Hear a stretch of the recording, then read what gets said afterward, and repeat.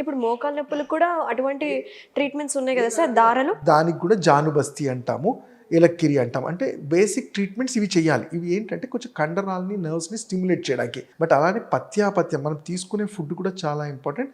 అలానే లోపలికి ఇచ్చే ఔషధాలు కూడా. ఇప్పుడు మనం జనరల్గా అదే అంటాం, కాల్షియం తగ్గిపోయింది లేకపోతే D3 తగ్గిపోయింది అంటే సరే ఎండలో ఉంటాము, టాబ్లెట్స్ వాడతాము, ఇవన్నీ కాకుండా బాడీ నుంచి కూడా మనం ఎంతో కొంత వీటిని సప్లై చేసుకోవడానికి మన డైట్ అలానే ఔషధాలు కూడా చాలా ఇంపార్టెంట్. ఔషధాలు అంటే కూడా మేము సపరేట్గా ఏమో కెమికల్ బేస్ అవసరం లేదు. నొప్పులకు సంబంధించి మనం రెగ్యులర్గా ఉండేది వావిలాకు అంటాం. దీంట్లో ఏంటి, it's a non steroidal anti inflammatory drug లాగా పనిచేస్తుంది. వావిలాకు కానివ్వండి, మునగాకు కానివ్వండి, ఆముదము, ఇవన్నీ కాకపోయినా సింపుల్ చిట్కాలు. మనకు వాపులు ఉన్నాయి, పెయిన్ ఉంది అన్నప్పుడు శొంఠి వాటర్, మనకి ఇంట్లో దొరికే శొంఠి కానీ అల్లాన్ని కొంచెం కషాయం లాగా చేసుకుని తాగడం వల్ల కూడా మన ఇమ్యూనిటీ పెరుగుతుంది, దాంతోపాటు పెయిన్స్ కూడా రిలీవ్ అవుతాయి.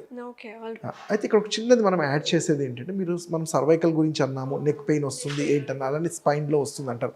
ఇవి కాకుండా అంటే ఈ మెకానికల్ ప్రాబ్లమ్స్ కాకుండా, అంటే రోడ్స్ అనే కాకుండా, లైఫ్ స్టైల్ కాకుండా, నేను చెప్పాను కదా ల్యాప్టాప్ ముందు టీవీ చూడడం, ఇవన్నీ కాకుండా కొన్ని జెనెటిక్ ఫ్యాక్టర్స్ ఉంటాము, అదే ఇమ్యూనోమాడ్యులేటరీ డిజార్డర్స్ అంటాం. మీరు చెప్తే చాలా ఆశ్చర్యంగా అనిపిస్తుంది. ఇప్పుడు సోరియాసిస్ అని వినే ఉంటారు.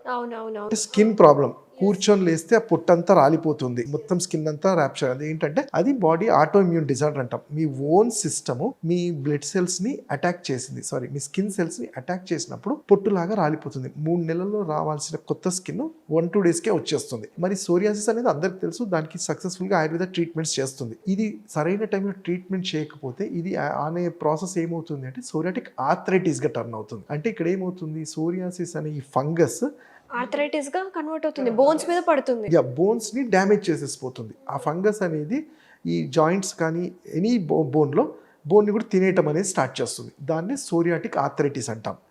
ఇది ఒక ప్రాబ్లం. అయితే skin is a major organ కాబట్టి ఎక్కడైనా పెయిన్స్ వస్తాయి. పెయిన్స్ అనేది ఇది సోరియాసిస్ మనం ట్రీట్మెంట్ దానికి కంట్రోల్లో ఉంచుకోకపోతే సోరియాటిక్ ఆర్థరైటిస్ గా కన్వర్ట్ అయితే ఉంటుంది. అయితే అలానే ఇంకోటి యాంక్లోజింగ్ స్పాండిలైటిస్ అంటాం. ఇది కూడా ఆటో ఇమ్యూన్ డిజార్డర్స్ అంటాం. ఇందులో ఏమవుతుంది, మీరు ఎన్ని కేర్ తీసుకున్నా ఎంత తీసుకున్నా మీ ఇమ్యూన్ సిస్టమ్ అనేది బ్లడ్ అనేది అగెనిస్ట్గా పనిచేయటం వల్ల ఎముకల్లో ఉండే గుజ్జునంతా డ్రై అప్ చేసేస్తుంది. మీరు చూసుకుంటే దీన్ని బ్యాంబూ స్టిక్ ఆర్థరైటిస్ అంటారు. అంటే మొత్తం స్పైన్ అంతా బ్యాంబూ లాగా ఒకదానికొకటి ఫ్యూజన్ అయిపోతుంది, మెడ తిప్పడానికి కూడా ఉండదు. సో ఇవి మామూలు ఆర్థరైటిస్. ఈ కండిషన్సే కాకుండా ఇవి genetic factors, auto immune disorders వల్ల కూడా వచ్చే ఈ రెండు, ఒకటి సోరియాటిక్ ఆర్థరైటిస్, ఇంకోటి యాంక్లోజింగ్ స్పాండిలైటిస్ అంటాం.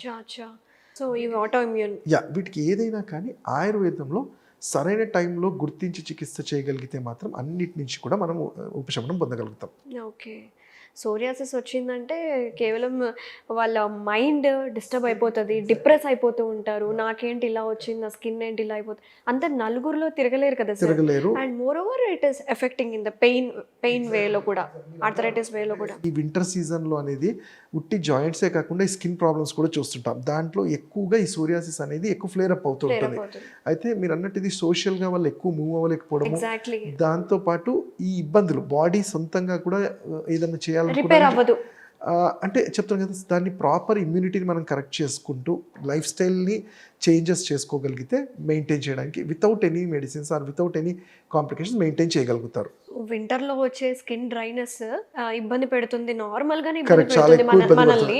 నార్మల్ స్కిన్ ఉన్న వాళ్ళకి we keep on applying moisturizers పెట్టుకుంటాం, ఆయిల్స్ రాస్తాము. అలాంటిది సోరియాసిస్ ఫ్లేర్. మీరు చెప్పారు ఇప్పుడు వింటర్ సీజన్లో మాయిశ్చరైజర్ పెడతాం, మేము ఆయుర్వేదంలో అదే చెప్తున్నాం. మరి ఇక్కడ లాజిక్ ఏంటి, డ్రై అయినప్పుడు ఆయిల్ అప్లై చేస్తాం. మేము చెప్పే లాజిక్ కూడా అదే. మన బాడీలో మీకు కనబడదు, యాజ్ ఏ వాతం అన్నప్పుడు శరీరం లోపల కూడా అదే డ్రైనెస్ ఉంటుంది. దానికే కదా మీరు చూడండి, ఆవు నెయ్యి తినండి అని చెప్తాము, కొన్నిసార్లు ఆమ్దం లాంటివి తాగమని చెప్తాం. ఏదో ఉట్టిగా కాదు, దీనికి ఒక సైంటిఫిక్ రీజన్ ఉంటుంది. కాబట్టి ఆ లోపల డ్రైనెస్ తగ్గాలి అంటే మన బాడీలోకి రెమెడీస్ చెప్పండి సార్. అయితే లోపల ఇంటర్నల్ గా డ్రైనెస్ ఉన్న వాళ్ళకి తగ్గించుకోవడానికి. ఇంటర్నల్ డ్రైనెస్ అంటే వాతం.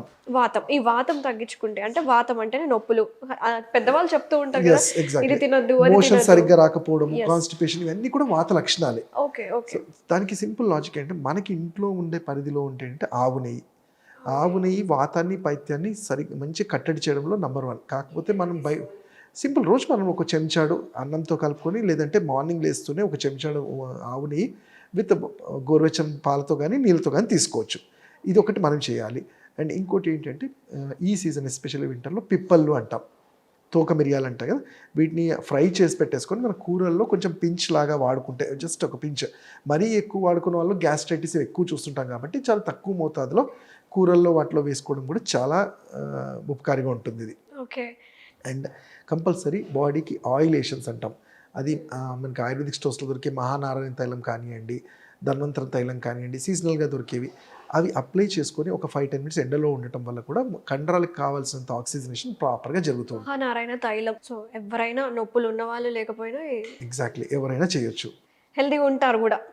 అంటే మీరు చూసుకుంటే మనము అభ్యంగనం అనేది వినుంటారు. అవునవును. పాతకాలంలో ఇంట్లల్లోనే పొద్దున పూట నలుగులాగా పెట్టేసుకొని స్నానంకి వెళ్ళేవాళ్ళు. ఎందుకు ఇది చెయ్యాలి అభ్యంగనం అంటే, ఇది ఇది applies to the even head కూడా. మనం చూస్తాము ఓన్లీ జుట్టు గురించి వచ్చినప్పుడే తలకి ఆయిల్ గురించి మాట్లాడతారు. అవును. ఈ ఆయిల్ పెట్టాలా, ఆయిల్ పెట్టాలా Yes, డాక్టర్ అంటారు. yes. బట్ ఆయుర్వేదం ఎప్పుడు ఓన్లీ జుట్టు కోసం చెప్పలేదు. ఆయుర్వేదంలో అభ్యంగనం అంటే శరీరం అంతా కూడా వాతాన్ని తగ్గించుకుంటూ బ్యాలెన్స్డ్గా ఉండడానికి ఈ అభ్యంగనం అంటాం. తలకు కూడా పెట్టేది ఉట్టి హెయిర్ రావడం కాదు, మన బ్రెయిన్ అనేది హైపోథాలమస్ చాలా వేడి జనరేట్ చేసే part.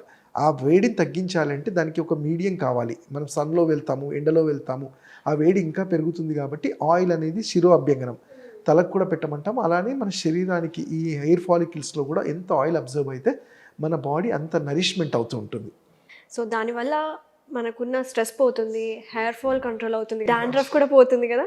So other benefits, other side effects కాదు, అదర్ బెనిఫిట్స్. ఆయుర్వేదంలో ఎప్పుడైనా కానీ ఇప్పుడు అడుగుతుంటారు సైడ్ ఎఫెక్ట్స్ ఉంటాయా డాక్టర్ అంటే, నేను అవును ఉంటాయని చెప్తాను. చాలా వింతగా అనిపించవచ్చు, కానీ ఇక్కడ ఏంటంటే సైడ్ ఎఫెక్ట్స్ అంటే good side effects, not bad side effects or adverse effects కాదు. ఎందుకంటే ఇప్పుడు చూడండి, మేము చెప్తుంటాము ఆముదం అని చెప్పాను ఇంతకుముందు, మనకి ఈజీగా దొరికేది ఆముదం అనేది. మేము ఒకవేళ మోషన్ క్లియర్ అవ్వకపోతే ఇస్తుంటాం, బట్ దాని సైడ్ ఎఫెక్ట్ ఏంటి అంటే ఆముదం వల్ల ఐసైట్ మంచిగా అవ్వటము, అంటే పెయిన్స్ తగ్గడము, బాడీ ఎనర్జీని గెయిన్ చేసుకోవడంలో చాలా మంచిగా హెల్ప్ అవుతుంటుంది. ఓకే. ఓకే.